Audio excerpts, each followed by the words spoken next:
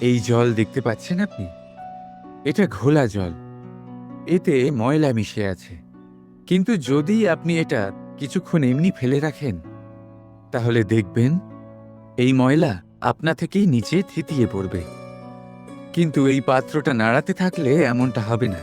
শান্ত ছেড়ে দেবেন, তবেই এই ময়লা নিজেই নিচে চলে যাবে। ঠিক সেইভাবেই যখন আমাদের জীবনে কোনো সমস্যা আসে, কোনো অশান্তির সৃষ্টি হয়, তখন উত্তেজিত হয়ে পড়লে, নিজের সংযম হারিয়ে ফেললে আমরা এর সমাধান পাব না। শান্ত থাকলে তখনই সমস্যার সমাধান পাব। তাই মনে রাখবেন, ধৈর্য আর সংযম দ্বারা শান্ত মনে বিচার করলে যত বড়ই সমস্যা হোক না কেন, তার সমাধান আপনি অবশ্যই পাবেন।